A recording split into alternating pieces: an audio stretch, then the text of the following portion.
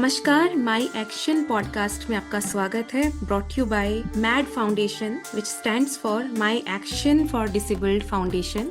मैं हूं आपकी होस्ट नेहा केडिया, लेकर आई हूं एक नई पॉडकास्ट सीरीज आपके सामने, career opportunities for persons with disability. तो शुरू करते हैं आज का podcast, career in language and literature. और आज के हमारे पॉडकास्ट में गेस्ट हैं mister Deepak Kumar Gupta, assistant professor हैं दिल्ली यूनिवर्सिटी में इंग्लिश लैंग्वेज एंड लिटरेचर के। दीपक एक प्रोफेसर या एकेडमिशियन ही नहीं, एक सोशल एक्टिविस्ट भी हैं, एक राइटर हैं and he is a research scholar in department of humanities in IIT Delhi. Deepak के बारे में और जानते हैं, आप थोड़ा डिटेल में परिचय दीजिए। जी नमस्कार नेहा जी, और सबसे पहले शुक्रिया आपका भी और मैड फाउंडेशन का भी, जो कि बहुत अच्छा काम कर रही है डिसेबिलिटी सेक्टर में। तो ये आपकी नई पहल निश्चित रूप से सराहनीय है। जहाँ तक मेरा सवाल है तो ज्यादा कुछ कहने की जरूरत है नहीं, आपने इंट्रोडक्शन दिया ही है। तो वे भी एक आध चीजें जो हमारे लिए, हमारे श्रोताओं के लिए शायद महत्वपूर्ण हो सकती है, हेल्पफुल हो, कि मैं खुद दृष्टिबाधित हूँ और मैं पढ़ाता हूँ, जैसा कि आपने बताया, हायर एजुकेशन में मोतीलाल नेहरू कॉलेज सांध्य, मोतीलाल नेहरू कॉलेज इवनिंग, जो कि दिल्ली यूनिवर्सिटी का साउथ कैंपस का कॉलेज है। उसमें मैं इंग्लिश डिपार्टमेंट में हूँ, असिस्टेंट प्रोफेसर। और मेरा रिसर्च जो है IIT दिल्ली में चल रहा है, PhD, तो वो डिसेबिलिटी लिटरेचर कल्चर पे ही है, केंद्रित है। साथ ही साथ आपने सही बताया, एक्टिविज्म करना पड़ता है। एक्चुअली ये हमारे पास चॉइस नहीं होती है, हमें हमेशा एक्टिविस्ट बनना पड़ता है अपने हक के लिए और अपनी जरूरतों के लिए भी। हमें बोलना और लड़ना पड़ता है अलग अलग जगहों पे, छोटी छोटी चीजों के लिए। तो वो मैंने भी किया है, बहुत सारे हमारे साथी और लोग भी हैं, वो लोग भी बहुत अच्छे से कर रहे हैं एक्टिविज्म। तो एकेडमिक एक्टिविज्म रहा मेरा, एकेडमिया और एक्टिविज्म दोनों साथ साथ चलता रहा। बाकी मेरा एक्सपीरियंस रहा है एजुकेशन सेक्टर में। मेरे को दिल्ली सरकार द्वारा इंदिरा अवार्ड से नवाजा गया था एकेडमिक एक्सीलेंस के लिए। उस टाइम पे MHRD 2014 की बात है, आई थिंक 15 की बात है। अप्रिसिएशन लेटर मिला था एकेडमिक एक्सीलेंस के लिए ही, जब मैं 12th पास किया था। उसके बाद मैंने यहाँ ग्रेजुएशन किया था रामजस कॉलेज से, इंग्लिश डिपार्टमेंट से ही, और सेंट स्टीफेंस कॉलेज में मैंने मास्टर्स किया। फिर IIT दिल्ली से PhD चली रही है, जो कि उम्मीद है कि इस साल कंप्लीट हो जाए। और 2022 से मैं पढ़ाना शुरू कर दिया साथ साथ में। इस दौरान मुझे अवसर मिला ministry of social justice and empowerment, जो न्याय अधिकारिता मंत्रालय है हमारे देश का, उसमें एक कमिटी मेंबर के तौर पर काम करने का, जिसका काम था कि जो उच्च शिक्षण संस्थान है, हायर एजुकेशन इंस्टीट्यूशंस, उसमें कैसे एक्सेसिबिलिटी को, सुगमता को सुनिश्चित किया जाए, स्पेशली जो डिजिटल एक्सेसिबिलिटी की जहां तक बात है। उस पे एक कमिटी थी, इंटर मिनिस्ट्रियल कमिटी थी, जिसमें सेक्रेटरी साहब थे और मिनिस्टर भी थे। UGC और CBSE और बहुत NCERT, बाकी सारी पार्टीज थी। तो उसमें हमने सजेशंस दिए। फलस्वरूप हमारे पास एक कॉम्प्रिहेंसिव गाइडलाइन है, जो कि UGC ने भी जारी किया और स्कूल एजुकेशन में भी CBSE ने जारी किया, कि ये कुछ पैरामीटर्स उन्होंने बताया कि ये एक्सेसिबिलिटी का स्टैंडर्ड्स होने चाहिए हमारे शिक्षण संस्थान में। इम्प्लीमेंटेशन प्रॉब्लम रहती है, पर हमने फीडबैक दिया ऑनेस्टली क्या जरूरत है। एक्सेसिबिलिटी वो कमिटी जो थी, UGC की भी कमिटी थी, उस पर भी मैंने काम किया था। तो स्पेशली वो हायर एजुकेशन को लेकर थी। तो UGC ने भी अपनी एक्सेसिबिलिटी गाइडलाइन जारी कर दी है, पर क्रियान्वयन अच्छे से नहीं हो पा रहा है। इनक्रेडिबल, आपका इतना ग्लोरियस एंड वर्सेटाइल जो करियर है वो वाकई इंस्पायरिंग है दीपक। और रही बात एक्सेसिबिलिटी गाइडलाइंस के इम्प्लीमेंटेशन की, तो मुझे उम्मीद है कि in future it will be also enabled and implemented. इसी उम्मीद के साथ हम बात करते हैं, आप अपनी जर्नी के बारे में बताइए, किस तरह की समस्याओं का आपको सामना करना पड़ा, how did you get through those issues? जी जी। तो निश्चित रूप से कोई दृष्टिबाधित व्यक्ति को, खासतौर पे जब बिहार में दूर दराज गांव से आए, तो निश्चित रूप से संघर्ष का सामना करना ही पड़ता है। तो मेरी भी कहानी है वैसी ही। मैं बिहार के एक छोटे से इलाका, नोखा कहलाता है, गढ़ नोखा, रोहतास डिस्ट्रिक्ट, सासाराम के पास पड़ता है, वहाँ पे मेरा जन्म हुआ था। और उस टाइम पर हमारे माँ बाप को पता नहीं था कि ब्रेल भी कोई चीज होती है, या दृष्टिबाधित बच्चे को कैसे पढ़ाया जाए, कैसे ब्लाइंड पर्सन समझ सकता है चीजों को, ये अवेयरनेस नहीं होती है। फिर भी हमने कोशिश की और हमारी फैमिली ने सपोर्ट किया। वहाँ के मैंने सरकारी विद्यालय में ही 8वीं तक पढ़ाई अर्जित की, जो कि निश्चित रूप से कठिन था, क्योंकि वहाँ पे ना हमारे पास पुस्तकें थी, ना ब्रेल था, ना रिकॉर्डर था, कोई सुविधाएं नहीं थी। हमको सुनना था और याद करना था। तो कुछ शिक्षक और कुछ मेरे मित्र जिन्होंने मुझे रीडिंग कर करके कई चीजें सिखाई, उनका आभारी हूँ। लेकिन जर्नी हमारी फिर उसके बाद मोड़ लेती है, यात्रा। हमारा स्पेशल एजुकेटर से मुलाकात हमारी होती है। वो बताते हैं कि कोई स्पेशल एजुकेशन भी होता है, और ब्रेल से मेरा राब्ता होता है। और ब्रेल सीखने के बाद समझिए कि वो हमारा जिंदगी में एक नया मोड़ निश्चित रूप से दिखता है, और हमें अपना फ्यूचर नजर आने लगता है कि हम कुछ अपने बलबूते भी कर सकते हैं, हमें डिपेंडेंट होने की जरूरत नहीं है। तो वहां से हम ब्लाइंड रिलीफ एसोसिएशन में आ जाते हैं। यहाँ पर सब सुविधाएं थी। हमारे लिए चैलेंज ये था कि नए सिचुएशन में, नई स्थिति में अपने को अडेप्ट करना। दिल्ली में आकर पहली बार खुद से रहना हॉस्टल में।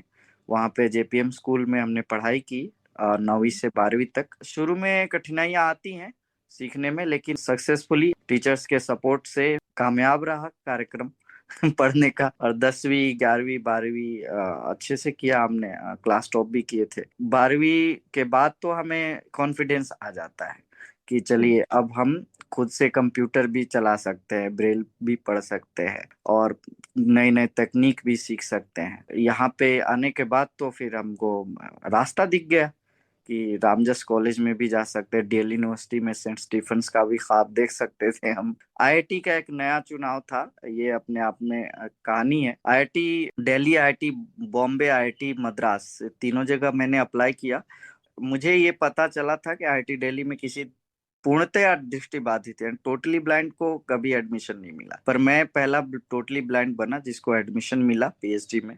और यहाँ पे हम सक्सेसफुली पीएचडी कंप्लीट करने वाले हैं, ऐसे हम कोशिश रही है। ये मुझे लगता है यहाँ पे आईआईटी में भी एक्सेसिबिलिटी का सिस्टम बन गया, और यहाँ पे अब आने वाले जो विद्यार्थी गण हैं, दृष्टिबाधित लोग हैं, आईआईटीज में जाकर अच्छी पढ़ाई कर सकते हैं। ये एक प्लेटफॉर्म बन गया। अब कुछ अवेयरनेस भी हमने की, और यहाँ पे डिसेबिलिटी ऑफिस वगैरह भी सेटअप किया। तो मुझे लगता है कि आने वाला समय संभावनाओं का है।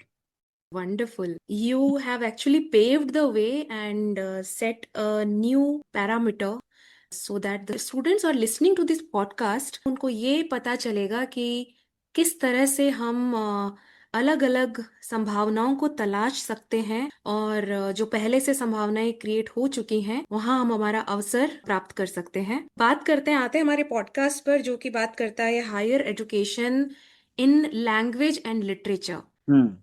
तो चूंकि आपने अपनी पढ़ाई भी इंग्लिश लैंग्वेज से की है, आप Japanese language, art and culture को प्रमोट करते हैं, प्लस लिटरेचर के आप विद्यार्थी हैं, शोध भी कर रहे हैं आप। तो आगे आने वाली जनरेशन्स को, जो स्टूडेंट्स अभी परस्यू कर रहे हैं, जो लेना चाहते हैं languages as their career option, किस तरह की अपॉर्चुनिटीज हैं, किस तरह से एडमिशन लिया जा सकता है, आगे क्या क्या करियर ऑप्शंस हैं, ताकि हमारे स्टूडेंट्स थोड़ा मोटिवेट हों और क्लैरिटी मिल सके। जी, सही आपने सवाल पूछा है। और आज के विद्यार्थी गण को लगता है कई बार कि साहित्य से हमें क्या मिलने वाला है, या फिर भाषा सीख के क्या करेंगे एआई के जमाने में। मैं उनको ये कहना चाहूंगा कि देखिए, भाषा जो है केवल बोलने की ही चीज नहीं है। भाषा से हमारी संस्कृति, हमारा ज्ञान, और हमारा जो पूरा संचित अनुभव है, उसको हम कहीं ना कहीं प्रसारित करते हैं, दूसरों तक पहुंचाते हैं, और उसको हम जीते हैं। नई भाषा कोई भी सीखते हैं तो नई दुनिया आपके लिए खुल जाती है। यहाँ पे मैं उदाहरण के लिए कहूंगा, जापानी भाषा मैंने सीखी। मैं दिल्ली यूनिवर्सिटी में पहला दृष्टिबाधित था जिसने जापानी में डिप्लोमा किया। मैं ग्रेजुएशन कर रहा था इंग्लिश से, तो उसी टाइम पे किया। तो मुझे ग्रेट। एक नई दुनिया मिली कि भाई हम जापान जाए या ना जाए, करियर जापानीज में बनाए या ना बनाए हमारे ऊपर है, लेकिन हमारे पर्सनालिटी में एक नई चीज आती है।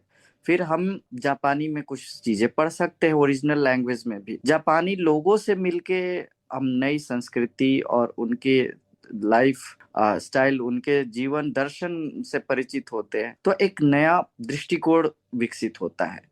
और हमारा सवारी नोहोंगो टीम है, ब्लाइंड रियलाइजेशन में हम लोग क्लास कराते हैं संडे को। वहाँ पे फ्री क्लासेस करते हैं विजुअली इम्पेयर्ड के लिए जापानीज की।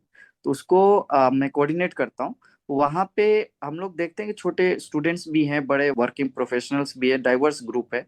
तो हम लोग एक टीम की तरह सीखते हैं, एक टीम की तरह एंजॉय करते हैं लैंग्वेज को। उसके थ्रू हम इतिहास, संस्कृति, भाषा के जरिए हम इकोनॉमिक्स, इवन इंटरनेशनल रिलेशंस की भी बात कर लेते हैं।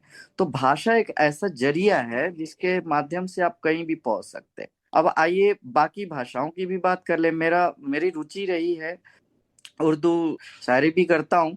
तो उर्दू भाषा की नजाकत अपनी है, उसमें अपना लिटरेचर है, अदब है। तो वो मैंने बिल्कुल। पढ़ना शुरू किया था स्कूल टाइम से। उसमें मुझे नई और चीज मिली, भाषा को बरतना कैसे है, बोलना कैसे है, तहजीब क्या होती है जबान की, वो हमने सीखी उर्दू से। और शायरी, पोएट्री, लिटरेचर जो उर्दू में भी है, उसमें हमने लिटरेचर को समझा, हमने सुना, मुशायरा, कवि सम्मेलन करते हैं, सुनते भी हैं। तो वो एक नए दृष्टिकोण को ले आता है, एक नया अनुभव पैदा किया। उसके अलावा मैं कहूंगा कि जितनी भाषाएं सीख सकते हैं उतना ही अच्छा है। 3 लैंग्वेज पॉलिसी है अभी नेशनल एजुकेशन पॉलिसी में भी, इंडियन लैंग्वेजेस पे जोर है कि आप ज्यादा से ज्यादा भाषाएं सीखें। उससे एक पार्ट जो माइंड का लैंग्वेज प्रोसेस करने वाला है वो एक्टिव होता है। तो नई भाषाओं के माध्यम से आप माइंड का भी एक नया स्पेस खोलते हैं। संस्कृत में इतना अगाध साहित्य है। मैं संस्कृत का बहुत बड़ा पंडित नहीं हूँ, स्कॉलर नहीं हूँ, लेकिन संस्कृत में रुचि रही है, तो मैं संस्कृत के कुछ श्लोकों को पढ़ता हूँ, तो पता चलता है कि कितना गूढ़ साहित्य है उपनिषदों में। तो ये भाषा के माध्यम से अब ओरिजिनल जो भाव है वो हम ऑथेंटिक तक पहुंचते हैं, और ट्रांसलेशन में कुछ चीजें मिस हो जाती हैं। तो संस्कृत में भी रुचि हुई, तो हमने कुछ संस्कृत साहित्य के चीजों को पढ़ा। उसके अलावा हिंदी हमारी मातृभाषा की तरह ही है, और भोजपुरी उसके पास ही है। तो बिल्कुल। भोजपुरी हमारी मम्मी ने सिखाया है। हिंदी भी हमने बिहार में सीख लिया बचपन में, 2 भाषाएं वहां पे थी। भोजपुरी में भी मैं कुछ फोक सिंगिंग भी करता हूँ, जो खाली क्लासिक जो भोजपुरी साहित्य है वो अपनी मिट्टी की खुशबू लाती है। एक लोक फोक सोसाइटी बनाई कॉलेज में अपने, और अच्छा। वो हम पूरे देश के अलग अलग जितनी भाषाओं में रीजनल लिटरेचर है, आप हम सबको प्रमोट करते हैं। उसमें हम folk music, folk dance, folk art, इसके बच्चे आते हैं हमारी सोसाइटी के थ्रू और नेशनल लेवल तक जाते हैं अलग अलग जगह पे कॉम्पिटिशन्स में। तो उनको मैं मेंटर कर पाता हूँ। ये देखिए कि फोक भी लैंग्वेज अगर आप सीख रहे हैं, अपने घर की भाषा तो आनी ही चाहिए। उससे आप अपने यहाँ का कल्चर ही नहीं, आपके यहाँ का ज्ञान, परंपरा, जो सार्थक परंपरा है, उनको आप आगे लेके आते हैं। और इंग्लिश तो आनी ही चाहिए आज के जमाने में, ग्लोबल कनेक्ट है। तो इंटरनेशनल इंग्लिश के साथ 1-2 भाषाएं और आनी चाहिए। आप चाहे जापानी सीखिए, फ्रेंच सीखिए। तो मेरा मानना है अगर आप 3-4 भाषाएं सीख पाते हैं तो बहुत अच्छा है। बहुत बहुत बढ़िया। हमने देखा कि someone by learning different languages open so many doors of knowledge and wisdom, और किस तरह से भाषा हमें करियर चूज करने में बहुत हेल्प करती है, क्योंकि हम बहुत ज्यादा नॉलेज और विजडम को एक्सेस कर पाते हैं। तो दीपक, एक लैंग्वेज परस्यू करके हायर एजुकेशन में क्या क्या करियर ऑप्शंस तलाश सकते हैं, थोड़ा सा गाइडेंस हमें दीजिए।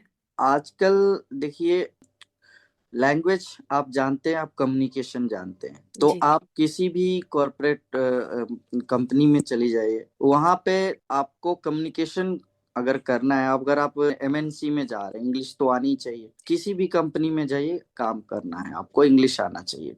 गवर्नमेंट सेक्टर में भी आना चाहिए। अगर आप जापानीज कंपनी में जा रहे हैं, जापान की कोई एमएनसी है, पूरी दुनिया भर में है, तो जापानी भाषा आना चाहिए। मेरे कई मित्र हैं जो जापानी सीखे हुए हैं और उन्होंने ग्रेजुएशन किया, जेएनयू में भी होता है, तो वो जापान की कंपनी है, यहाँ पे काम करते हैं। दिल्ली में भी कंपनीज हैं। आप फ्रेंच जानते हैं तो इंडिया में भी फ्रांसीसी कंपनीज हैं, वहां पे काम करिए, नहीं तो आप इवन फ्रांस भी जा सकते हैं। आप अलग अलग भाषाएं जानकर एक तो आप कॉरपोरेट वर्ल्ड में जा सकते हैं। हम्म। दूसरी चीज, आप एक एनवायरमेंट में, कोई भी गवर्नमेंट सेक्टर का हो या प्राइवेट सेक्टर का हो, आप कम्युनिकेशन बेटर कर लेते हैं। अगर आपको 2-3 भाषाएं आती है, आपकी कम्युनिकेशन स्किल्स बेहतर होने लगती है अपने आप ही। उसके अलावा आपके करियर में हो सकता है आप उस लैंग्वेज में कुछ ना कर रहे हो, पर अगर आप लेट्स से टीचर ही बन रहे हैं या प्रोफेसर बन रहे हैं, आपको अगर कोई एक और भाषा आती है, तो कोई लिटरेचर को आप बेहतर तरीके से समझ पाएंगे। जैसे मैं जापानीज थोड़ा जानता हूँ, मैं इंग्लिश पढ़ाता हूँ, लेकिन पर मुझे हाइकू पढ़ाना होता है। मैं पोएट्री में भी का एक पार्ट है हाइकू, पोएट्री जी। एक जॉनरा है, तो मैं बच्चों को ओरिजिनल हाइकू भी सुनाता हूँ और उसका ट्रांसलेशन सुनाता हूँ। अब मैं अंग्रेजी का प्राध्यापक हूँ, लेकिन मुझे हिंदी लिटरेचर पढ़ाना होता है। प्रेमचंद की मैं बात करता हूँ, अगर मुझे हिंदी नहीं आएगी तो प्रेमचंद का जो मूल उपन्यास है, जो हम्म। मूल भाषा है, वो मैं कैसे समझूंगा, अब बच्चों को नहीं बता पाऊंगा। तो मैं हिंदी अंग्रेजी दोनों को एक साथ रख के बताता हूँ, ये देखिए ये ओरिजिनल लैंग्वेज है, इसका ट्रांसलेशन इंग्लिश में हम बात करते हैं तो हमें वो हिंदी तक भी पहुंचना है।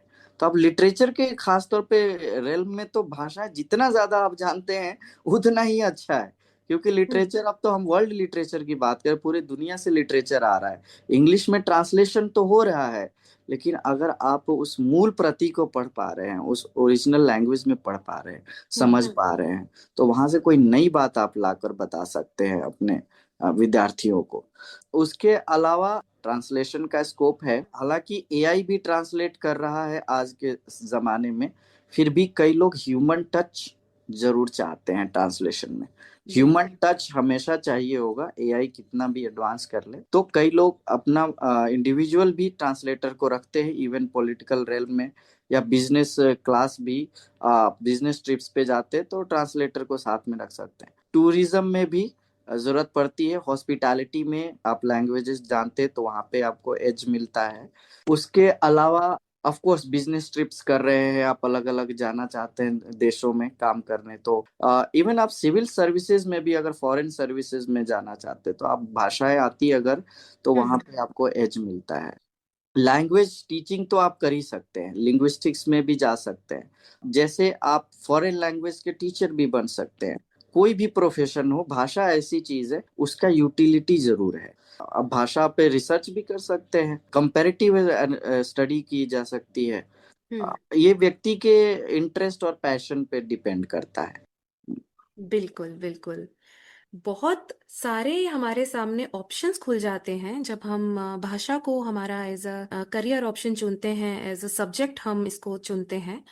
आपने जब एआई की चर्चा की तो मुझे एक बड़ी मजेदार बात याद आ गई। मेरे एक जी। सीनियर ने मुझे बताया कि हम्म। एक बार वो कोई डेटा ट्रांसलेट कर रहे थे और हम्म। उसमें किसी का नाम था पिंकी, और उसने वहां पर जहां जहां पिंकी था वहां वहां गुलाबी ट्रांसलेट कर दिया उसको। हाँ। तो एआई का महत्व जरूर है, उसकी यूटिलिटी भी है, उसका सिग्निफिकेंस अपनी जगह है, पर जब तक एक ह्यूमन विजडम नहीं जोड़ी जाएगी, स्पेशली जब बात करते हैं हम क्रिएटिव राइटिंग या कंटेंट राइटिंग की, हम्म। किसी फील्ड में आप चले जाएं, चाहे आप मार्केटिंग की बात कर रहे हैं, एडवर्टीजमेंट हाँ होता है, हाँ, सही बताया आप। जी, आईटी सेक्टर में सॉफ्टवेयर डेवलपमेंट तक भी आपको कहीं ना कहीं जो हाँ, इलिस्ट्रेशंस इससे वगैरह है, या पे मैं बताना चाहूंगा, आज एक फील्ड है कंप्यूटेशनल लिंग्विस्टिक्स। ओके। तो कंप्यूटर और लिंग्विस्टिक्स, आपको प्रोग्रामिंग करनी है तो आप लैंग्वेज जानते हैं, और स्टडी ऑफ लैंग्वेज लिंग्विस्टिक्स है, जी। तो उसको कंप्यूटर के साथ कर सकते हैं। प्लस आपने बढ़िया एग्जांपल बताया कि एआई में भी डेटा फीड करना होता है। अब हम्म। कौन वेरीफाई करेगा कि एआई ट्रांसलेट जो कर रहा है वो सही है या नहीं है, उसके लिए तो जानकार की जरूरत है। हम्म। लेकिन एक भाषा के जो जो उसके सब टेक्स्ट है, यानी कि लिटरेचर में बताया जाता है ना कि reading in between the line, between the lines. वो चीज आप बेहतर समझ सकते हैं कॉन्टेक्स्ट के हिसाब से।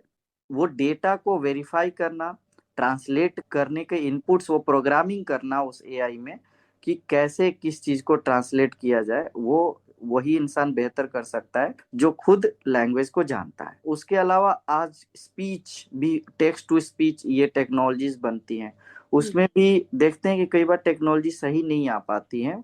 हम लोग वॉइस रीडर ये इस्तेमाल करते हैं, स्क्रीन रीडर्स, उसमें हमारे पास कई सारे वॉइसेज हैं, उनको हिंदी के शब्द, हिंदी की गिनती ही नहीं आती हैं, हमारे विंडोज के ही वॉइसेज हैं। तो वो जो व्यक्ति बना रहा है सॉफ्टवेयर, उसको अगर भाषा आती है तो वो कोडिंग जो है वो बेहतर तरीके से करता है, और वो ध्यान रखता है कि भाषा को कैसे बरतना है। वहाँ डेटा में वेरीफाई करता है ये ट्रांसलेशन इक्विवेलेंट जो फीड हो रहा है वो सही है कि नहीं है। तो ये कुछ चीजें एक्यूरेसी को बढ़ाती है एआई की और लैंग्वेज के रेल में। अब कंटेंट राइटिंग में देखिए बहुत सारी बेसिक चीजें कंटेंट राइटिंग एआई कर रहा है। आप चैट जीपीटी, जेमिनाई, माइक्रोसॉफ्ट का भी अपना को पायलट है, करते हैं। लेकिन कुछ कंटेंट जैसे एडवर्टीजमेंट है, इसमें इमेजिनेशन की जरूरत है। एडवर्टीजमेंट में आपको ये पता होना चाहिए क्या चीज को कैसे हमें परोसना है। और दूसरी तरफ इमेजिनेशन जहां पे आ गई, लैंग्वेज में इमेजिनेशन का इस्तेमाल अपने आप में लैंग्वेज को पावरफुल बनाता है। तो वो इमेजिनेशन इंसान ला सकता है, इंसान पे पास ये कैपेबिलिटी है। तो भाषा के साथ इमेजिनेशन, कल्पनाशीलता भी बहुत जरूरी है, उसको आप इंसान के द्वारा ही करवा सकते हैं। तो ऐसे कंटेंट्स जिसमें इमेजिनेशन और क्रिएटिविटी चाहिए, वहां पे अभी भी महत्ता बनी रहेगी। और क्रिएटिव राइटिंग तो मुझे लगता है एआई कर रहा है कुछ, लेकिन वो उसी सेट पैटर्न्स पे कर रहा है। वो शेक्सपियर के सोनेट्स जैसा सोनेट तो बना देगा, लेकिन मैं जो अपनी सब्जेक्टिव, अपनी जो अनुभव जो मेरे तक है सीमित, वो वस्तुनिष्ठ नहीं है, व्यक्तिनिष्ठ है, सब्जेक्टिव है। उन अनुभवों से संचित जो कविता निकल के आती है, जो कहानी निकल के आती है, जो उपन्यास या कोई भी रचना, वो चीज एआई नहीं कर सकता, वो इंसान ही कर सकता है। बिल्कुल। ये भाषा पे पकड़ बहुत जरूरी है। आजकल भाषाएं हमें नहीं आती, ना हम हिंदी ढंग से बोल पाते, ना अंग्रेजी बोल पाते हैं, इंग्लिश चलती है यहाँ पे, अपना इंट्रोडक्शन नहीं कर पा रहे हैं एक किसी एक भाषा में। तो ये मुझे लगता है आने वाले समय में बहुत बड़ी समस्या पैदा करने वाली है चीज़। कि हमें एक तो भाषा है, उसमें हम परिचय भी नहीं दे पाए तो बहुत दिक्कत है। अगर आपको सृजन करना है और इवन आप पढ़ रहे हैं, उस साहित्य को समझना है, तो भाषा पकड़ बहुत जरूरी है। I completely agree. भाषा का ज्ञान होना और उस भाषा में अपने भावों को अभिव्यक्त करने के लिए साहित्य को पढ़ना, समझना बहुत जरूरी है।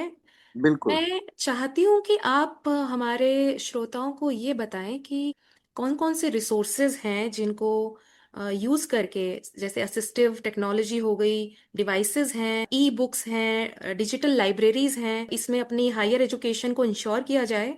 ऑल्सो ऐसी कोई स्कॉलरशिप्स या स्कीम्स हैं जिसके जरिए स्टूडेंट्स एक बेहतर अवसर तलाश सकते हैं हायर एजुकेशन में with any sort of language और लिटरेचर। तो इसको हम दो पार्ट में आंसर करना चाहेंगे। श्योर। पहली बात कि क्या प्लेटफॉर्म्स हैं, रिसोर्सेज हैं हमारे पास, जिसका इस्तेमाल करके हम अपनी पढ़ाई सुचारू ढंग से कर सकते हैं। तो साहित्य और भाषा और साहित्य दोनों एक साथ है। तो उसको एक्सेस करने के लिए पहले तो हमारे पास स्टडी मटेरियल हो, जो अच्छी भाषा में अच्छा साहित्य लिखा हो। अच्छे भाषा में अच्छा साहित्य का एक्सेस हमारे तक होगा जब वो एक्सेसिबल हो फॉर्मेट में। ये रिसोर्सेज आपको मिलते हैं लाइब्रेरीज में, जैसे सुगम में पुस्तकालय ऑनलाइन डिजिटल लाइब्रेरी है, फ्री ऑफ कॉस्ट डाउनलोड कर सकते हैं। कोई भी स्टडी मटेरियल सिलेबस का भी मिल जाता है और अलग अलग लैंग्वेजेस में मिल जाता है।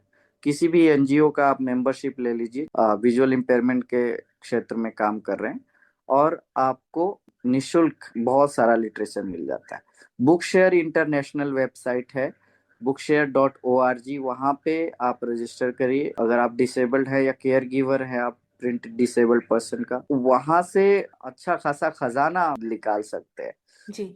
डिजिटल लाइब्रेरी इंडिया की है, वहाँ पे archive.org है, वहाँ पे भी पुस्तकें हैं। गुटनबर्ग है, फ्री ऑफ कॉस्ट मटेरियल मिल जाता है, स्पेशली इंग्लिश में मिल जाते हैं चीजें। pdf.org है, आप गूगल स्कॉलर पे जर्नल आर्टिकल्स सर्च कर सकते हैं। आप अगर किसी लिटरेचर का आप शोध कर रहे हैं तो जे स्टोर है, प्रोजेक्ट म्यूज है, ये वेबसाइट्स हैं हम्म। जहाँ पे आप रिसर्च आर्टिकल्स जो लेटेस्ट है वो डाउनलोड करके पढ़ सकते हैं।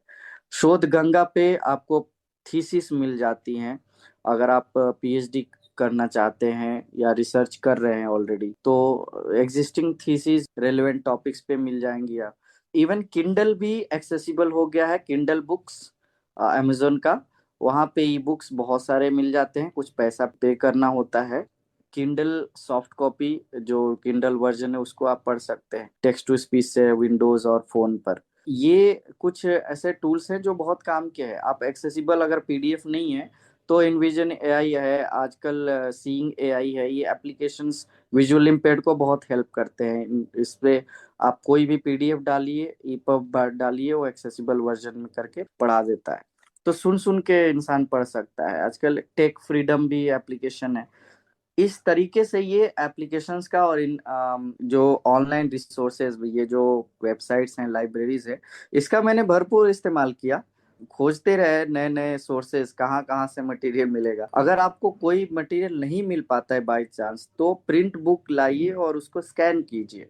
आजकल तो मोबाइल में ही सीइंग एआई जैसे एप्लीकेशन से स्कैन कर देते हैं। सक्षम जैसी लाइब्रेरीज हैं जहाँ पे वो एक्सेसिबल बुक बनाते हैं, और भी जो दिल्ली में तो बहुत सारे विजुअल इम्पेयर्ड के लिए एनजीओ है, सब जगह कमोबेश किताबें एक्सेसिबल बनाई जाती हैं। हम्म। अब नई किताबें भी आपको तुरंत एक्सेसिबल फॉर्म में मिल जाती हैं। ये बहुत बड़ा बदलाव आया है, और मेरा मानना है कि आने वाले जो पीढ़ी है, दृष्टिबाधित लोग हैं, उनको इस हम्म। बात का फायदा उठाना चाहिए। जरूर। तो ये वाकई बहुत यूजफुल रहेगा ऑडियंस के लिए। मैं अपने अगले क्वेश्चन पर आती हूँ कि किस जी। तरह की संभावनाएं हैं उनको बैरियर फेस नहीं करना पड़े। एटीट्यूडनल बैरियर होता है while they get admissions into government private universities. अगर हम लैंग्वेज एंड लिटरेचर को एज अ सब्जेक्ट लेना चाहें तो कौन से ऐसे कोर्सेज हैं जो हम लेना चाहें। दूसरा, कॉम्पिटिटिव एग्जाम्स के लिए किस तरह से हम आगे बढ़ सकते हैं और किस तरह के स्कॉलरशिप्स या रिजर्वेशन अवेलेबल हैं। जी। तो देखिए, पहले अब्रॉड की अगर हम बात करें तो 12th के बाद ही अंडरग्रेड में भी अब्रॉड जाया जा सकता है, बाहर एडमिशन मिलता है। एक चीज इंपॉर्टेंट होती है, इंग्लिश प्रोफिशिएंसी टेस्ट होता है, international English English language test, और टोफिल भी होते हैं। ये हम्म। आप गूगल सर्च करेंगे तो इनके बारे में पूरा डिटेल आ जाएगा। ये टेस्ट होते हैं, इंटरनेशनली स्टैंडर्ड टेस्ट हैं, और भी टेस्ट प्रिस्क्राइब होते हैं, पर ये हम्म। दो सबसे ज्यादा पॉपुलर हैं जो कि मोस्टली यूनिवर्सिटीज मांगती ही हैं अगर आप पढ़ने के लिए अप्लाई कर रहे हैं अब्रॉड। एक साल पहले से आपको एडमिशन प्रोसेस में लग जाना पड़ता है। ये सारे टेस्ट करके आपके पास ये स्कोर होने चाहिए। इंग्लिश टेस्ट का अलग अलग विषय आपको चुनना है, कोई भी विषय, आप अकाउंटिंग्स में जाना चाहते हैं, आप साइंसेज में जाना चाहते हैं, तो ये आपको पहले रिसर्च करनी पड़ती है। अब तो आसान हो गया है क्योंकि आपके पास एआई भी है, ब्राउजिंग बहुत स्मार्टली कर लेता है। आप जेमिनाई, चैट जीपीटी का इस्तेमाल कर रहे हैं, तो आपको किस स्टेट में जाना है, यूनिवर्सिटी में जाना है, किस देश के किस रीजन में जाना है, ये आपको आसानी से पता चल जाता है, आप रिसर्च थोड़ा करें तो फर्स्ट स्टेप ये होता है कि फिगर आउट करिए कि आप क्या पढ़ना चाहते हैं। उसके लिए फिर बेस्ट प्लेसेस कहाँ हैं जो आप अफोर्ड भी कर सकते हैं। हम्म। स्कॉलरशिप्स कौन कौन सी हैं, जैसे कि रोड्स स्कॉलरशिप ऑक्सफोर्ड के लिए बहुत प्रेस्टिजियस है। सेंट स्टीफन से बहुत सारे लोग गए, इधर आईआईटी से भी जाते हैं। Even I know visual impaired people have also qualified for this scholarship. Oxford में आप गेट्स स्कॉलरशिप, गेट्स फाउंडेशन से भी, कैम्ब्रिज में भी लोग जाते हैं, स्कॉलरशिप्स मिल जाती हैं। तो दृष्टिबाधित लोग और बाकी डिसेबल्ड लोग भी इन स्कॉलरशिप्स का फायदा उठा सकते हैं। In fact this is open for all. Even abroad में अगर आप यूके में जाते हैं स्पेशली, या यूएस में जाते हैं, वहाँ पे एक्सेसिबिलिटी सपोर्ट सिस्टम भी बहुत ही रोबस्ट है। अगर आप रिसर्च करके जाते हैं सही अच्छे यूनिवर्सिटी में, तो वहाँ पे इनफैक्ट इंडियन यूनिवर्सिटी से भी बेटर फैसिलिटीज मिलती हैं। बस आपको एडमिशन क्लियर करना होता है। तो उसके लिए राइट गाइडेंस चाहिए होता है, वेबिनार्स भी होते हैं कि कैसे प्रोसेस होता है अलग अलग यूनिवर्सिटीज का। उसके लिए आप ऑनलाइन रिसर्च करें, अपना प्रिपेयर करिए एसओपी, स्टेटमेंट ऑफ पर्पस अच्छे से, और अपना सही विषय का, सही यूनिवर्सिटी का, सही जगह का चुनाव बहुत जरूरी है। फिर स्कॉलरशिप्स के लिए भी पहले से ही प्रिपेयर करना पड़ता है, एक साथ अप्लाई करना पड़ता है कि स्कॉलरशिप के बिना आप सरवाइव नहीं कर पाएंगे। स्पेशली पर्सन्स विद डिसेबिलिटीज, दिव्यांगजन या विकलांगजन जो कहें, जी। हमारा तो गरीबी से चोली दामन का साथ रहता है। तो ऐसे में हमारे पास स्कॉलरशिप के लिए पहले से ही ये एप्लीकेशन करना पड़ता है प्रोसेस। प्लस आपके पास कुछ एक्स्ट्रा कॉम्पिटेंस को डेवलप करने का बहुत जरूरी हो जाता है कि वहाँ एप्लीकेशंस हजारों पहुंचेंगी। कुछ तो अलग होना चाहिए, कुछ तो आपको नया रखना होगा आपके पर्सनालिटी में, आपके सीवी में। यानी कि वहाँ पे स्कोर्स तो है ही, मिनिमम कट ऑफ होता है, फर्स्ट डिवीजन एक स्कोर रहता है, लेकिन उससे ज्यादा आपने एक्स्ट्रा करिकुलर क्या किया है, आपके पास और क्या क्वालिफिकेशंस हैं, टैलेंट्स हैं, स्पेशली आप क्रिएटिव कितने हैं, आपके पास क्या क्रिटिकल थिंकिंग है, क्या आप अच्छी राइटिंग कर सकते हैं। इनफैक्ट उनका क्वेश्चनेयर होता है और स्टेटमेंट ऑफ पर्पस, उसमें पता चल जाता है कि आपका एप्टीट्यूड क्या है, और language, imagination, creativity, problem solving solving जो एबिलिटी होती है, ये सब चेक किया जाता है। और लिटरेचर, इनफैक्ट अगर आप बचपन से पढ़ रहे थे, लैंग्वेज और लिटरेचर निश्चित रूप से हेल्प करता है इस काम में भी। ये चीजें थोड़ा सा 2-4 साल पहले से प्रिपेयर करना होता है। अब आइए, इंडियन सिनारियो में एडमिशन्स मुश्किल नहीं है, खास तौर पे मेट्रोपॉलिटन सिटीज में। आपके पास डिसेबिलिटी सपोर्ट सिस्टम रहता है, तो पहले से ही आपको अप्लाई करना होता है। जैसे आप ग्रेजुएशन के लिए जा रहे हैं, पहले कट ऑफ होती थी, पर अब सीयूईटी होता है, सेंट्रल यूनिवर्सिटी एंट्रेंस टेस्ट। तो वन विंडो है, यानी कि एक सीयूईटी के एंट्रेंस से ही आप बहुत सारी सेंट्रल यूनिवर्सिटीज के में जा सकते हैं। Almost all of them are there. जी। स्टेट यूनिवर्सिटीज भी इवन सीयूईटी के थ्रू आप एडमिशन ले सकते हैं। तो ये और सिंप्लीफाइड प्रोसेस हो गया है। आपको जस्ट दैट कि ग्रेजुएशन के लिए तैयारी सीयूईटी की अच्छी होनी चाहिए। सीयूईटी की पैटर्न का पहले से आजकल ऑनलाइन बहुत सारे रिसोर्सेज हैं, यूट्यूब पे भी अच्छा खासा मटेरियल मिल जाता है। अगर आपने 10वीं 9वीं से 12वीं तक की किताबें अच्छे से पढ़ी है स्कूल की, तो सीयूईटी निकालना मुश्किल होता नहीं है इतना। कुल मिला के अगर आप पढ़ाई कर रहे हैं और अपने पढ़ने के अलावा your reading around also, not only reading your syllabus, but syllabus के आगे भी अगर आप पढ़ रहे हैं, आसपास भी पढ़ रहे हैं, तो वो जी। एंट्रेंस इंडिया में भी काम आते हैं एंट्रेंस एग्जाम्स में, और बाहर जाना चाहते तो वो तो मस्ट है ही।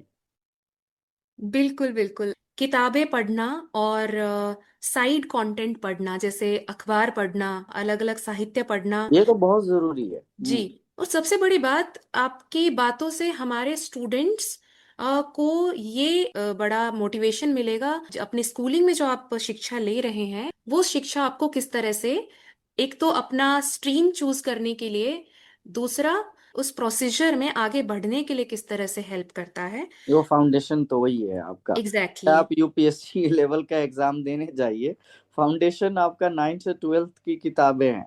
और राइट। इवन आप यूपीएससी में कोई भी सब्जेक्ट ले लिया, आप लिटरेचर को भी ऑप्शन रख सकते हैं। हम्म। आप कोई सोशल सोशल साइंसेज का भी कोई एक सब्जेक्ट रख सकते हैं। लेकिन आपका बेसिक ज्ञान दो स्कूली टाइम पे मिलता है, पर हमारा ये जो फाउंडेशन है वो क्लियर होना चाहिए। तो अगर हमने अच्छे से पढ़ाई नहीं की है, तो एन वक्त पे आप कम्पिटिटिव एग्जाम में सोचेंगे कि मेरे बहुत अच्छे मार्क्स आ जाएं, क्योंकि उसमें लैंग्वेज का भी पोर्शन होता है, हम्म। रीजनिंग एप्टीट्यूड और जीएस तो होते ही हैं कम्पिटिटिव एग्जाम्स में। तो उसमें फिर नहीं हो पाता, शॉर्ट टर्म में आप जल्दी जल्दी कितना कर लेंगे। तो इसलिए जरूरी है कि फ्यूचर की प्लानिंग, बेस्ट प्लानिंग यही है, आप स्कूल टाइम से ही अपने को तैयार करिए, अच्छे से पढ़िए जो पढ़ रहे हैं, शॉर्टकट पे मत जाइए। समरीज के बजाय आप बुक्स को पढ़िए, पूरी बुक्स को पढ़िए, किताबों को खंगालिए, अच्छे से नोट्स बनाइए, और उसको आप देखेंगे कि आप बाकियों से बहुत बेहतर पाएंगे आगे चल के। कोई भी एंट्रेंस एग्जाम हो, आपको कोई कोचिंग की जरूरत इतनी नहीं पड़ेगी। मैं पर्सनली मैंने कोई कोचिंग ली, मैंने नेट जेआरएफ का एग्जाम दिया था। हम्म। फर्स्ट अटेम्प्ट में मेरा नेट निकल गया, दूसरे में जेआरएफ। मैंने कुछ नहीं, केवल ग्रेजुएशन की पढ़ाई की और मास्टर्स की सिलेबस की जो पढ़ाई थी वो काम किया। कुछ आसपास में पढ़ता रहता था साइड में, हम्म। वो काम आ गया। Absolutely absolutely. सबसे बड़ी बात यह है कि पढ़ना बहुत जरूरी है, चाहे किसी भी रेल में आप जा रहे हैं। आपने जैसे बताया कि आपने कोई कोचिंग नहीं ली और नेट जेआरएफ आपने क्वालिफाई किया, बहुत सारे जो एग्जाम्स हैं उन वो भी आप क्लियर कर पाए, क्योंकि सेल्फ स्टडी का एक बहुत बड़ा रोल होता है। तो हमारे जो स्टूडेंट्स हैं जिन जो कई बार हार मान जाते हैं, डिमोटिवेट हो जाते हैं या डिस्करेज हो जाते हैं, because life is not easy for persons with disability, as we all know. Sometimes hmm. they have financial barrier, sometimes they have a social barrier, and sometimes they get demotivated because of the life and circumstances.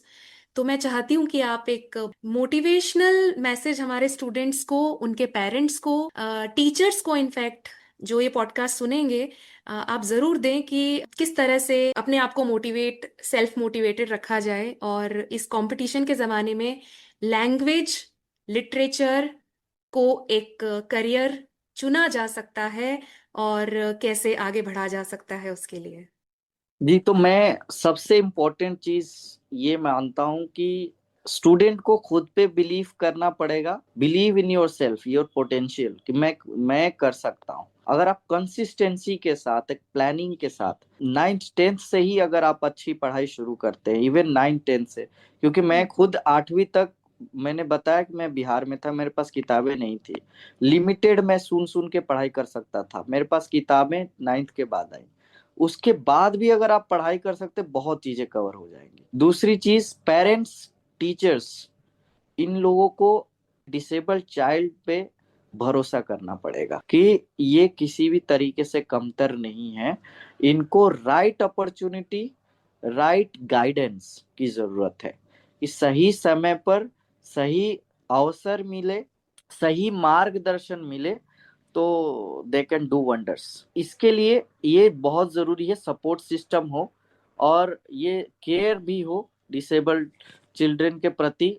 Teachers का रवैया जो है केवल teaching का ना होकर एक care giver और फ्रेंड का होना चाहिए, अभिभावक की तरह होना चाहिए। और आगे चल के इन बच्चों को अगर असिस्टिव टेक्नोलॉजीज मिल जाती हैं तो वो बहुत आगे लेके जाता है। वो खुद से अपने रिसोर्सेज खोज लेते हैं, खुद से चीजों को एक्सेसिबल करके पढ़ लेते हैं। टीचर्स को भी थोड़ा सा अवेयर होना पड़ेगा कि एक डिसेबल्ड चाइल्ड को आप नॉन डिसेबल्ड चाइल्ड की तरह नहीं पढ़ा सकते। उसके लिए आपको ट्रेनिंग कुछ आउट ऑफ बॉक्स जाकर करना होता है। आपको कुछ ऐसे टूल्स के बारे में जानकारी होनी चाहिए जिसका इस्तेमाल कर सकते हैं डिसेबल्ड चाइल्ड को पढ़ाने के लिए। ब्लैक बोर्ड पे लिख रहे, फॉर इंस्टेंस, ब्लाइंड पर्सन नहीं पढ़ पाएगा। क्रिएटिविटी और इमेजिनेशन का इस्तेमाल करके डिसेबल्ड चाइल्ड को वो स्टूडेंट ओरिएंटेड टीचिंग किया जा सकता है। इवन टीचर्स भी सीखेंगे खुद। एक डिसेबल्ड पर्सन को पढ़ाते पढ़ाते नई चीजें समझ में आती हैं, नए तरीके निकल आते हैं। तो अंततोगत्वा बात इतनी है कि हार नहीं मानना है। एक तरीका नहीं काम करता है, दूसरा तरीका काम करेगा। तो जहां चाह है वहीं राह है। Where there is will, there is a way. Undoubtedly. Wonderful, wonderful, Deepak. It was so amazing talking to you, and I want to tell the audience that दीपक की कविताएं भी पब्लिश हुई हैं। ये शेरो शायरी करते हैं, क्रिएटिव राइटिंग अच्छी खासी कर लेते हैं, और specially persons with disability, they can do wonders, they can achieve their goals, and they can create new heights. They can become very successful, just like Mr. Deepak Kumar Gupta. दीपक, मैं बहुत मैं अच्छा लगा आपसे जुड़ के। आप एक दो शेरो बिल्कुल। शायरी के साथ मैं चाहती हूँ कि ये हमारा पॉडकास्ट एंड हो। जी जी बिल्कुल। मैं यही कहना चाहता था कि देखिए, हम लोग प्रॉब्लम सॉल्वर्स हैं, क्योंकि हमने संघर्ष किया है, हमने प्रॉब्लम्स देखे और हमने सॉल्यूशंस निकाले हैं। यही काम आगे करना, यही स्किल 21st सेंचुरी का स्किल है। तो वंडरफुल। उस पे मैंने 4 लाइनें लिखी थी, क्योंकि देखिए जब तक शोलों में यानी कि आग में इंसान जो घड़ा तपता नहीं है ना तो मजबूत नहीं होता। तो हम्म। हमारे संघर्ष जो है हमें मजबूत ही बनाते हैं। उस पे मैंने 4 लाइनें लिखी थी कि शोलों से जो बचते रहे जल्दी बिखर गए। शोले वो यानी आग, शोलों से जो बचते रहे जल्दी बिखर गए, लेकिन घड़े जो आग में उतरे निखर गए। उनके अलग थे रास्ते, मंजिल नायाब थी। उनके अलग थे रास्ते, मंजिल नायाब थी। ऐसे ही थे कुछ लोग जो जो कुछ कुछ कर कर। गुजर गए। क्या बात शुक्रिया, है थैंक दीपक, यू। बहुत बढ़िया, बहुत बढ़िया, मजा आ गया वाकई आपसे बात करके दीपक। मुझे उम्मीद है हम आगे भी पॉडकास्ट के जरिए आपसे जुड़ेंगे और बहुत कुछ जानेंगे आपकी जर्नी के बारे में। बहुत बहुत शुक्रिया हमसे जुड़ने के लिए। इसी के साथ हमारा आज का ये पॉडकास्ट यहीं समाप्त होता है। Thank you so much. Thank you so much.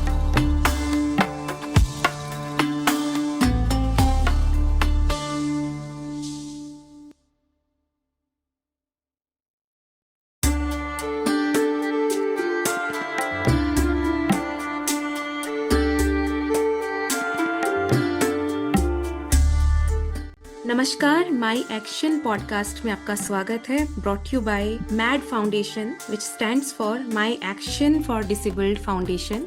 मैं हूं आपकी होस्ट नेहा केडिया, लेकर आई हूं एक नई पॉडकास्ट सीरीज आपके सामने, career opportunities for persons with disability. तो शुरू करते हैं आज का podcast, career in language and literature. और आज के हमारे पॉडकास्ट में गेस्ट हैं mister Deepak Kumar Gupta, assistant professor हैं दिल्ली यूनिवर्सिटी में इंग्लिश लैंग्वेज एंड लिटरेचर के। दीपक एक प्रोफेसर या एकेडमिशियन ही नहीं, एक सोशल एक्टिविस्ट भी हैं, एक राइटर हैं and he is a research